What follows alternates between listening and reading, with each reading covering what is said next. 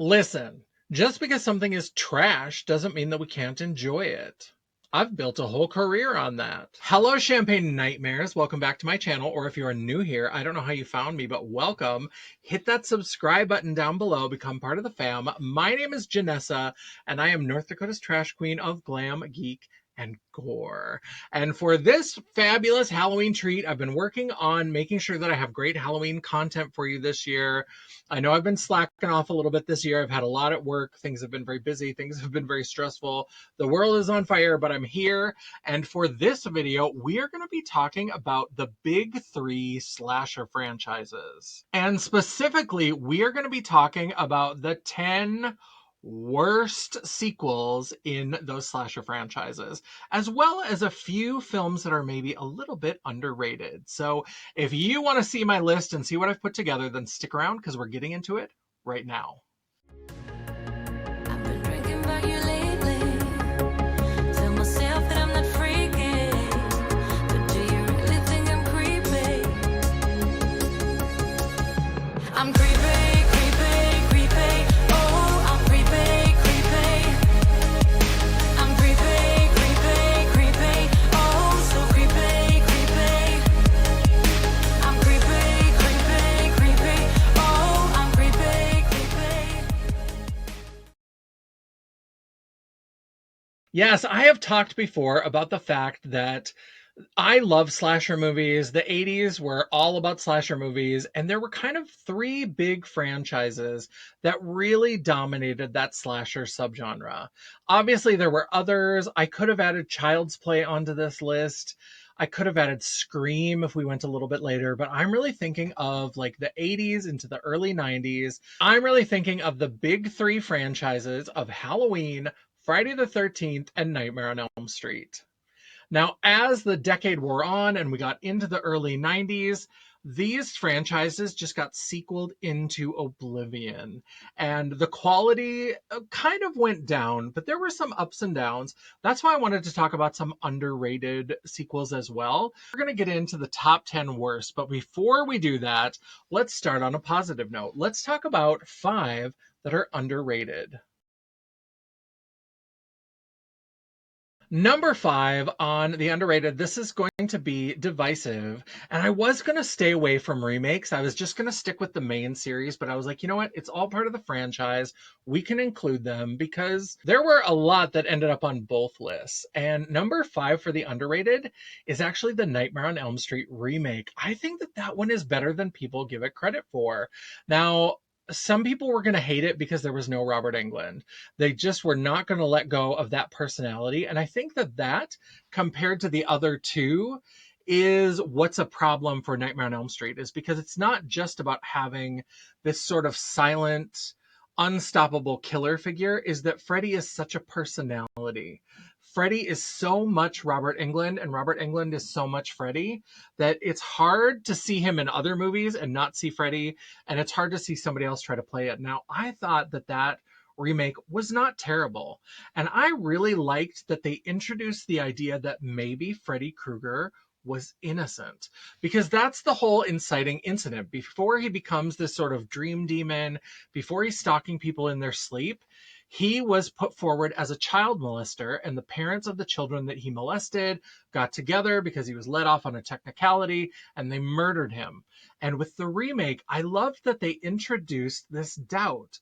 Maybe this all happened, and maybe this vigilante justice was the problem, because that's sort of played with and sort of hinted at a little bit in the original Nightmare on Elm Street, but Freddy is always presented as being guilty. And so in the remake, when it's sort of put forward of, well, maybe he didn't even do this thing, maybe it was something else, maybe it was someone else, but then of course they have to confirm that it was Freddy Krueger at the end. We have to do the Hollywood wrap up. We have to make sure that these angry parents can somehow be justified, even though we're still signing on to vigilante justice. So where does that put us? I really liked that it introduced that bit of doubt. And I think it's worth reconsidering. If you can separate your feelings, I get it. He's not Robert Englund. I'm so sorry. I'm sorry to that man. But Jackie Earle Haley actually did a really good job with creating a sort of nuanced monster with Freddy Krueger. Number 4 on the underrated entries in the franchise, another remake. The Friday the 13th remake. Now, I know a lot of people hate that one as well. And it is kind of doing a lot because they really kind of combined elements from 1, 2, and 3 of the original part of the franchise. Because they had just a little bit at the beginning with Mrs. Voorhees. And then they had Jason running around with the baghead. And then he finds the hockey mask. So they did kind of the work of the first 3 films in just that one. And it's a little questionable, and Jared Padalecki running around looking for his sister. And then there's that final girl that like almost makes it to the end, but then she gets killed. And then it's like his sister that's the final girl. It's not great. But what I think is interesting about that one is I think that for a non-talking, non-speaking, hulking brute of a killer, I think that Derek Mears actually gave Jason as much personality, as much sort of human quality as you can get from that sort of role. I think that he did a really great job. Now, full disclosure, I have met Derek Mears through Days of the Dead, this horror convention that I used to go to before the Panini kicked off. And I have gotten to know him a little bit, and I know that he is one of the sweetest human beings. And I just adore him, so it's easy to love his movie and to love the remake or whatever. But I liked this remake before I met him. I really thought that this was an interesting entry in the series because it gave me something a little bit different. It was never going to be my favorite, but I liked that Jason, through the physicality and through the way that he presented him and the way that he moved and the way that he interacted with Whitney specifically, I feel like he gave Jason as much emotion as you could put into that character. And that's what I appreciated. So I think if you go back and watch it, really pay attention to how Jason interacts with the characters and with Whitney, that I think there's more of an emotional depth than we get from other entries in the series. Now, Kane Hodder, love him, but his Jason is just this like relentless killing machine. And I think that Derek Mears gave it more subtlety and more nuance. All right, number 3 on the underrated list. Now, some people might argue with me about whether this is even underrated because this is a fan favorite for a lot of people, and that's Nightmare on Elm Street 3 Dream Warriors. Now, I love this movie, and what I love about it is that it's one of the few films within these kind of slasher subgenres that breaks a little bit from the lore, but I think it's really interesting. Now, I was at a Days of the Dead, and there were a bunch of Nightmare on Elm Street 3 people there, and Penelope Sudrow, who she's the one who gets killed, she gets pulled into the TV, and he's like, "Welcome to primetime, bitch." I met her. She's a little bit of an odd duck. There were stories that she was maybe a little bit difficult, but I met her and I was getting a picture signed, and I was maybe a little bit hyperbolic, but I told her, I said, Nightmare on Elm Street 3 changed my life. And she was signing and she stopped and she goes, "Please explain." I was like, oh, on the spot. But I told her that what was different for Nightmare on Elm Street 3 for me was that it differed from all of the other slasher films in that they worked together. All of the potential survivors worked together. We still kind of ended up with a final girl, but there was much more of this idea of we're going to take our power back. And that was something with that sort of, the context of being in dreams, and that if we're in dreams, we can also create our own reality and we can have powers and we can be strong. And it's when they got separated that they got killed. And so it really, to me, was a very different, much more group focused, much more like helping each other, collaborative sort of presentation than the typical slasher where people get separated and get picked off one by one. So I don't know if I should have said that it changed my life. She certainly was like, "What? Tell me." And then she was like, "Thank you. That's a really interesting perspective." And I was like, "Oh, thank God." I thought she was going to like lose it on me or something. But I really do think that that one is underrated. If you've seen it and you don't like it, it may be because it's violating some of those rules of slasher films. Go back and try to appreciate that more team focused effort and see if you think it's more interesting on a rewatch. Number 2 is Friday the 13th, Part 5. This one is absolutely dogged by a lot of people, and I think that this one really needs more reconsideration. I think it's a really good entry in the franchise. I think that all of these franchises at some point or another, and a lot of them show up on this list, but this is one that I think actually was trying to do a good thing, is that they were realizing that we're kind of getting to the end of our material. We're kind of like stretching this past the point of believability. And so with part 5, they tried to introduce a new way for Friday the 13th to continue, where it's not just Jason Voorhees. And so obviously Tommy Jarvis in part 4 was Corey Feldman. And then in part 5, he wasn't available. And so they had just a quick scene with him at the beginning, and then they aged him up to a teenager with a very hot actor, by the way. And he is having these like visions of Jason, and there's kind of this dichotomy of somebody who is dressed up, who is pretending to be Jason. Is Jason back? He thought he killed Jason, and he's having these visions that aren't real of Jason appearing. And so what's going on? Because people start dying, and it's like, well, is Jason actually back? And at the end, they were trying to make it that Tommy Jarvis was going to become the new Jason. So the ambulance driver, whose name I always get wrong, I think it's Roy Moore, but I'll put it on the screen because usually I say the wrong thing. And Tommy Jarvis kills him. And then Pamela, who's kind of the final girl. I have a whole other video that I'm going to do about the Friday the 13th franchise, because I actually think that this film in particular is one of the ones where there's technically a boy final girl, and it's Tommy Jarvis. But Tommy Jarvis is set up as the new Jason Voorhees. So Pamela comes to the hospital, and Tommy is behind the hospital room door in the Jason mask. I think it's actually really good. And I think that if you try to see the potential, if you don't want to see some of the sequels that are going to come after this that are really, really terrible, this was a potential way to take the series in a new direction. Now, famously, taking the series in a new direction usually does not end well. I think this one is worth it, but we're going to see some other options on the list that didn't work out quite so well. You and me, just a walk in the park where the world fades, and we're leaving our marks. They try to hold me down, tear me apart, but with you. And my number one sequel that I think is absolutely underrated, and again, this is another one that is very divisive. I think some people really, really love this. R.I.P. Lar Park Lincoln. Is Friday the 13th Part 7, The New Blood. I love the character of Tina. I love what they did with her. I love that they had this person who could kind of take on Jason, because Jason at this point is like legitimately a reanimated zombie, with part 6 where there's the like fence post and then the lightning strikes and he gets reanimated, and then like he gets drowned in the lake, like he's down there on a chain of the rock, and Tina accidentally brings him back with her psychic powers, and then he gets drowned again and he still comes back later. I mean, he's legitimately a corpse. Like at some point his mask comes off and he's just a skull face. Like it's gotten so supernatural and so out of the box that how do you counter that if you're just some college co-ed running around the woods? Well, you give her very Carrie-like powers. Now, I had said in a previous video, this one right here, about my wish list for Friday the 13th, the game. Little did we know that that was going to dry up and go away. Sad panda.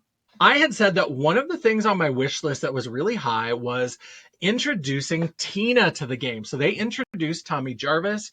Tommy Jarvis was a character that, if you don't know the Friday the 13th game, it was this cooperative multiplayer game where also one of the characters, one of the people playing in the game, was chosen to be Jason at random. And then everybody else played counselors, and you kind of worked together. You were supposed to work together. Some people were not so good at the working together, but you were supposed to work together. And of the characters who died, if you found the radio and called Tommy Jarvis, then one of the players who had died would be brought back as Tommy Jarvis, and he could help you and do all this kind of stuff. So I thought it would be great if Tina came back in a Tommy Jarvis kind of role. And I thought there was so much potential for different ways to have gameplay. She could have different powers and abilities that could be available against Jason. Maybe she and Tommy could both come back. Maybe there could be a way to kind of extend the round, because sometimes if you had a really good Jason, people got picked off pretty quickly sometimes. And so having two different characters that could come back could be really amazing. So I absolutely love this. I think that this is one of the best sequels in all of these franchises. That is a hill I will die on, absolutely. Now we've gotten the nice stuff out of the way. Let's get dirty. Let's roll in the mud. Let's talk about the worst of the worst. Let's talk about the top 10 worst sequels. So obviously number 10 is the least offender on this list, right? So like it's going to get worse and worse. Number 1 is going to be the worst of the worst. In terms of the big 3 slasher franchises, Halloween, Friday the 13th, and Nightmare on Elm Street, I have always said that I think that Halloween has the best first movie and has the worst sequels. And you're certainly going to see that reflected throughout this. Now, I love Friday the 13th. That's probably my favorite, but I am trying to be as objective as possible. I mean, all of this is subjective, right? This is my preference. This is my thoughts. But in terms of the ranking, I tried to think about how things related to the franchise as a whole. I'm a big person who cares about the lore and the setup. So I was also kind of looking at, how does this change the lore, build on the lore, ignore the lore? And so let's go ahead and get into it with number 10. Number 10 is absolutely going to be divisive because this is some people's favorite, and that is Halloween 3 Season of the Witch. I do have some appreciation for this, and that's why it's at number 10. Because for me, it's bad, but it's not that bad. There are much worse films that are going to be coming up later. But the reason why this ended up on the list is because this is one that just ignores the lore. They had done Halloween, then they did Halloween 2, and they introduced this additional lore component where Laurie was Michael's sister. She was actually taken away after Michael killed his older sister, Judith. And for some reason, he is determined to kill his other sister. Leave Juliette Lewis alone.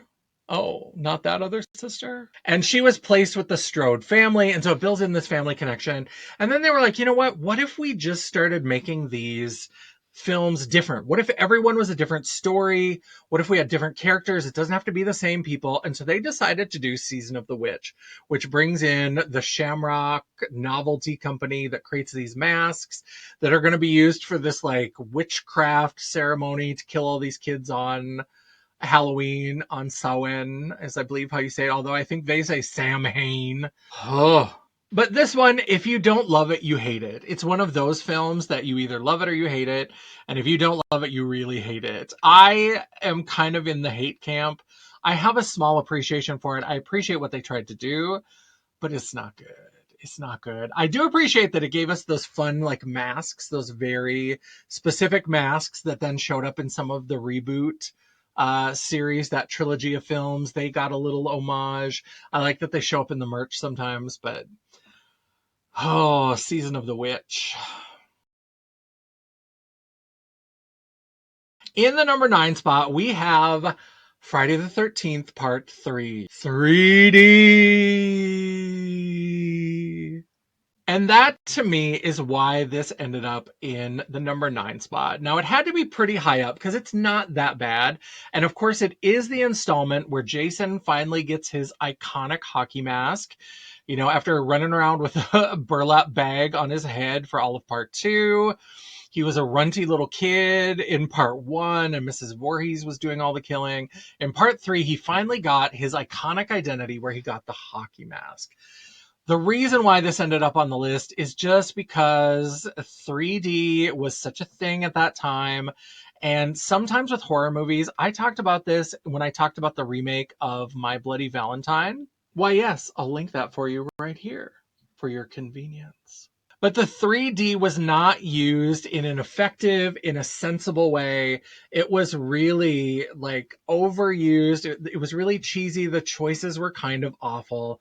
And they depended too much on that 3D gimmick. That's why it had to fall down to number 3 because, woof, those 3D effects were just not well integrated.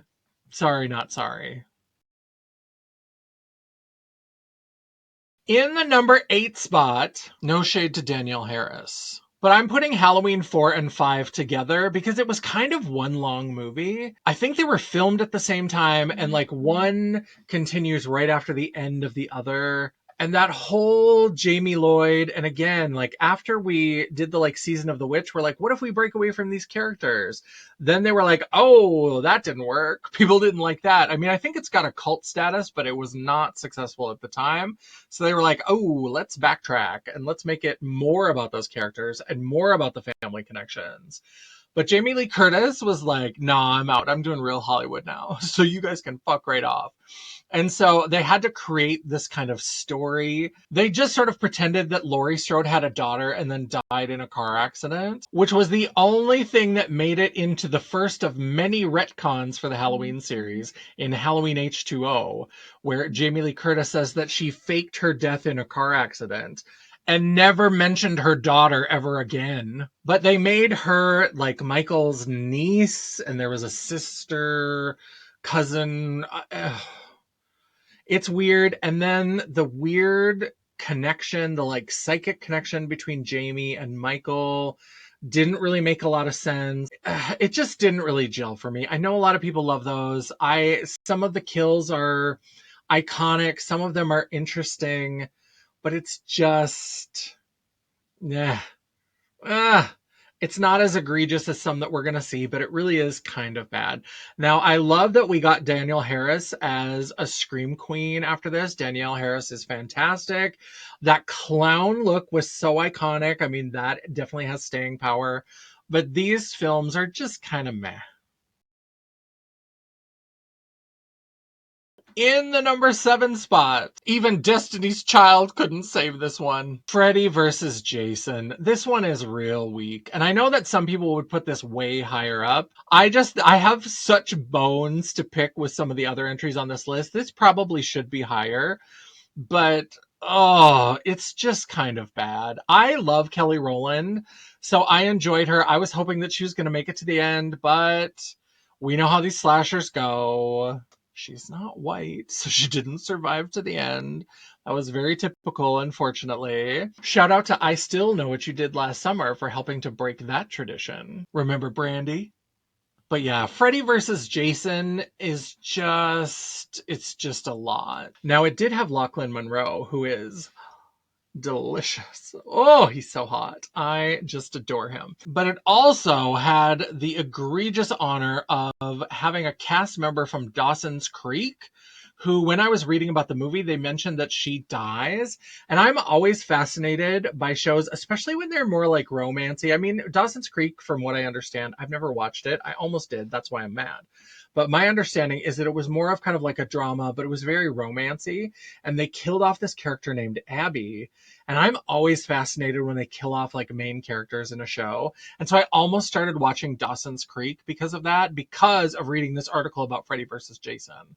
So that's why I'm extra salty. Like I said, it probably should even be lower down, but we're going to get into all of the ways that I hate some of these things. In the number 6 spot, we have The Dream Child, Nightmare on Elm Street 5. Now, this one probably should switch places with Freddy versus Jason at the very least, but the reason why I dislike this is because, like I said, I care about the lore. I care about what they've set up. And Nightmare on Elm Street was kind of trying to build this interesting lore. You know, they introduced, after Dream Warriors, they kind of isolated Tina. They went back to the kind of individual final girl, and they kind of isolated Tina, and then they killed her off in part 4 and moved to Alice. And Alice was the Dream Master. So somebody who, like Freddy, had power in the dream realm, and she had to discover it in order to defeat Freddy, even if it's temporarily. Now, in part 5, this is where it gets annoying, is that Alice, who is the Dream Master, gets pregnant, and suddenly her child becomes the Dream Master, or is co-Dream Master. It's like being co-CEO on a soap opera. Nobody really knows what that means. But so it meant that Freddy started killing people while they were awake. And I'm like, that's part of the whole lore. That's such a core piece of it. And I guess it's an interesting idea, but I just think in practice, it didn't make sense because, That's the whole thing with Freddy, is that he gets you in your dreams. Your dreams are when you're supposed to be resting. They're when you're supposed to be rejuvenating. And so that's part of the tension of all of the Nightmare on Elm Streets, is that when you're awake, you're fine.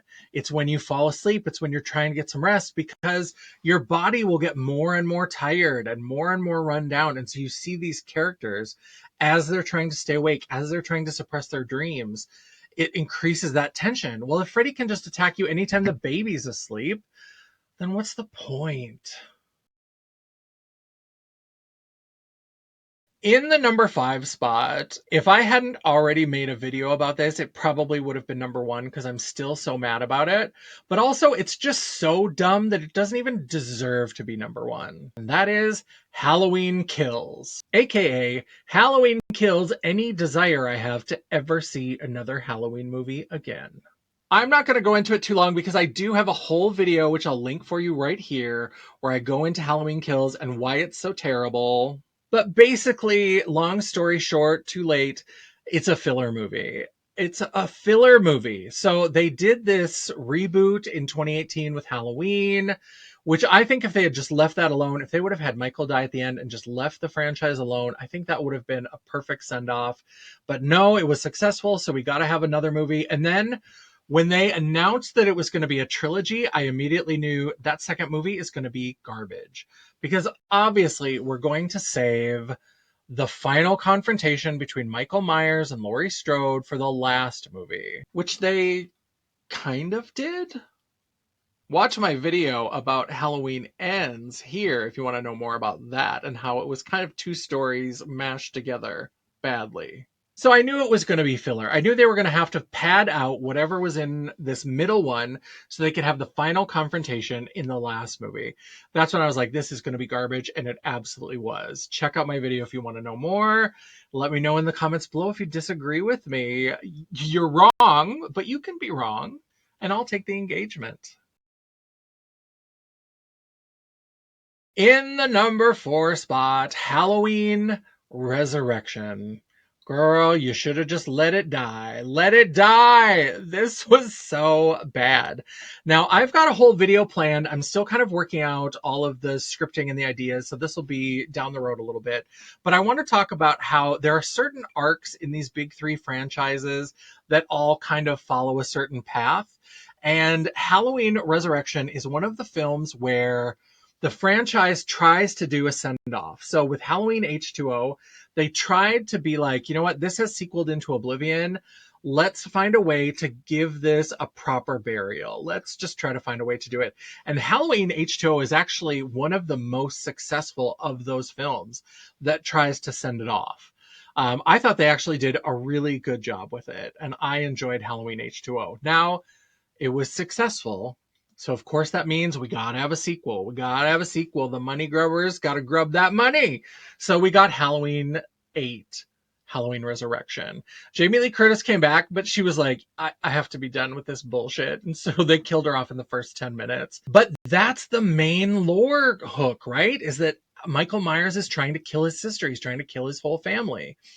So what is this movie all about? It becomes about technology. There's something about these films that happen after the sort of proper burial film where it suddenly becomes about our fears about new technology. And in this one specifically, it's sort of technology, but it's also about reality TV and what television is becoming, what our reality is becoming. What does reality mean if we have this reality television? Because Michael has killed his sister and now he heads back to his childhood home where they just happen to be filming this like prototype reality show. It's kind of a web show, and all of these people are roaming around his house and they've booby trapped it and put little surprises. And then he shows up and actually starts killing them. And there's all of this like interesting POV stuff because all of the victims are wearing cameras. If you're a Battlestar Galactica reboot fan, Katie Sackhoff is one of the people in the film. I won't tell you what happens to her. Tyra Banks is also in this film. Do you want to be on top? America's Next Top Scandal Girl. I've been loving Luxuria's content so much lately. But so it tries to create this interrogation of reality and reality television and the politics of that, but it's divorced from the lore of what Halloween and Michael Myers are supposed to be about.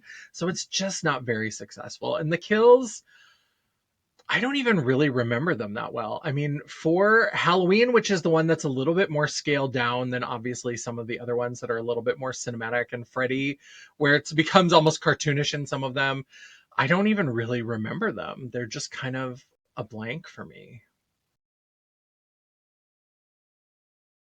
In the number 3 spot, let's talk about one of these laid to rest proper burial sequels that is not effective, is not good. Jason Goes to Hell. Friday the 13th without Jason. What? They try to create this thing to explain away the sort of supernatural character of Jason because he's this like rotting zombie who just keeps going and going. So it becomes this idea of Jason Voorhees has become this sort of infection, has become this sort of spiritual possession and takes people over and hops from body to body to body. I appreciated that they were trying to give this franchise a proper burial. They were trying to send it off. And at the time, I kind of was like, well, this wasn't great, but it wasn't terrible. I guess I can live with it. And I did think that one of the kills is very interesting. Now, I don't remember if she had the same name. I'll maybe try to put it on screen. But there is a kill of a waitress from a diner because it goes into the town of Crystal Lake. And in the original, there was a waitress in the diner. And I'm like, maybe it's supposed to be like a parallel to that to tie it back to the original. So there were little moments, little Easter eggs that I thought could be very interesting, but the whole premise is just so ridiculous. It's so bad. And then, of course, that jump scare at the end, which, when we find out now what Freddy versus Jason turned out to be, yikes. Yikes on bikes.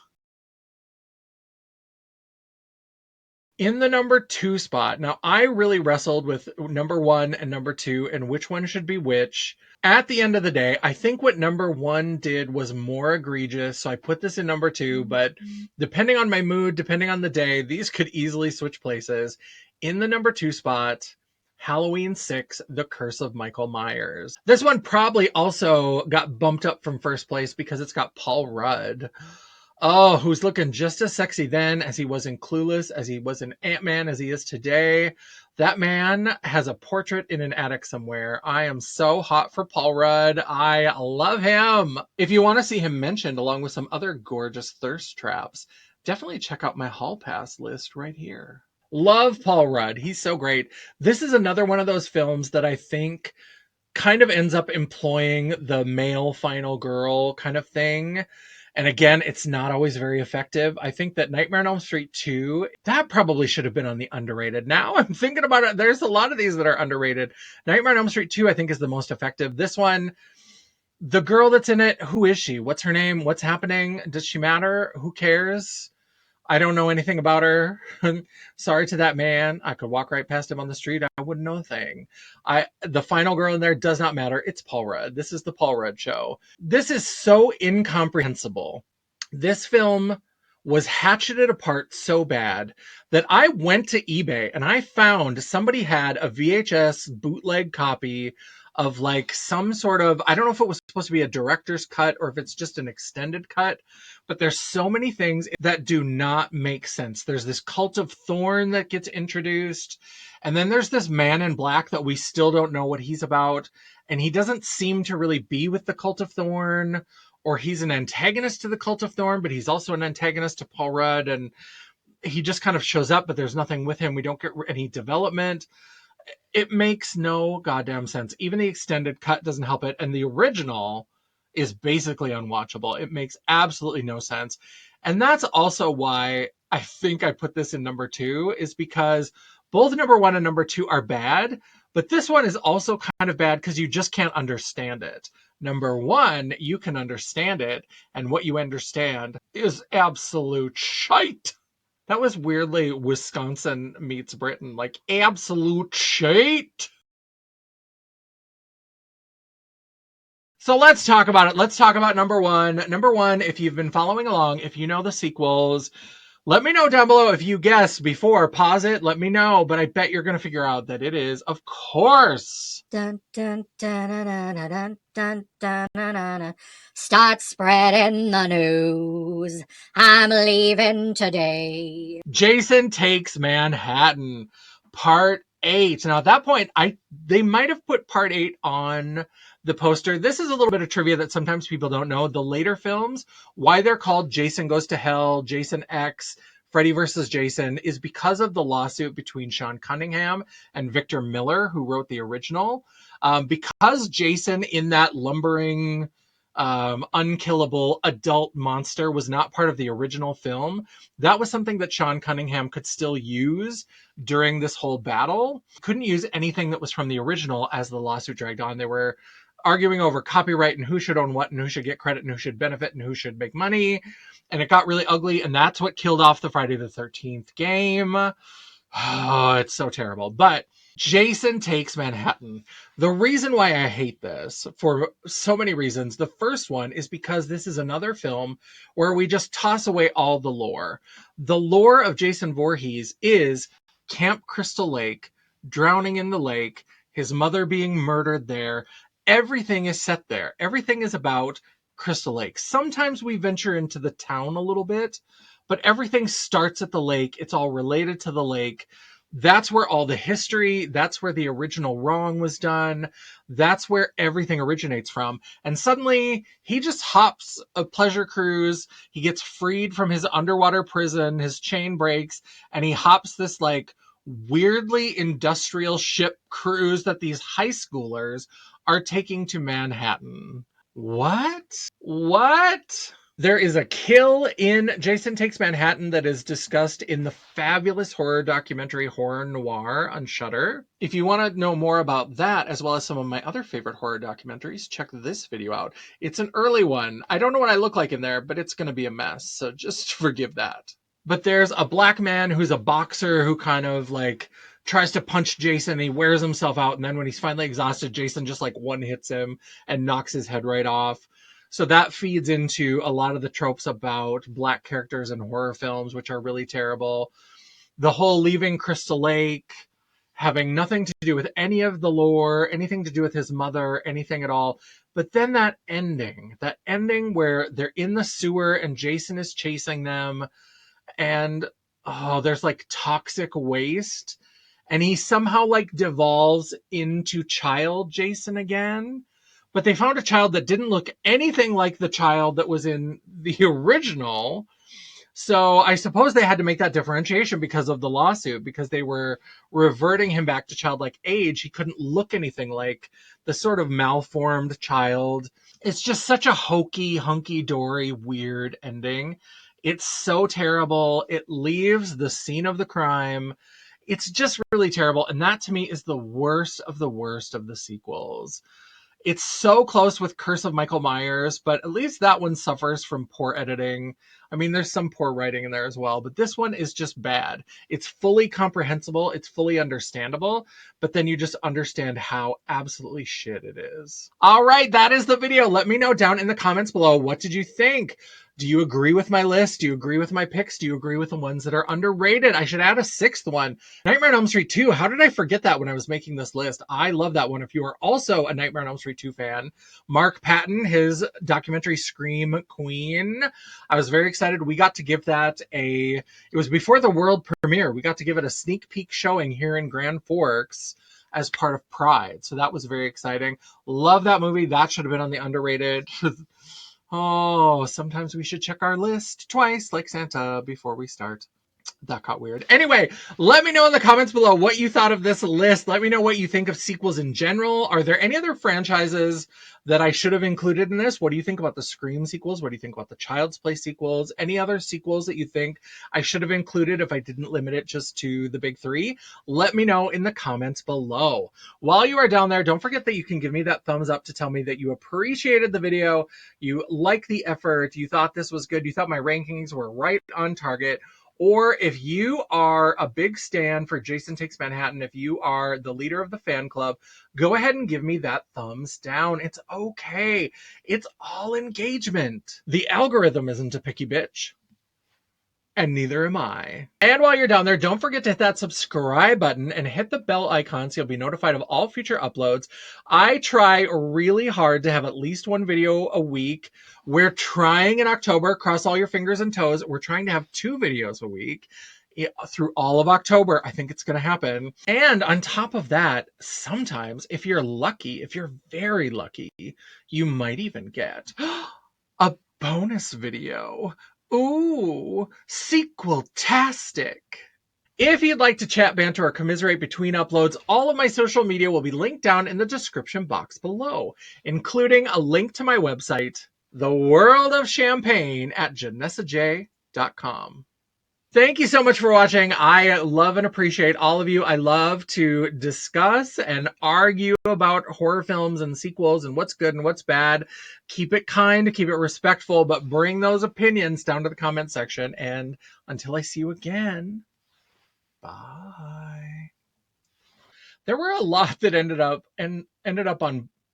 I really liked that and as an extra sort of. But it did have luck.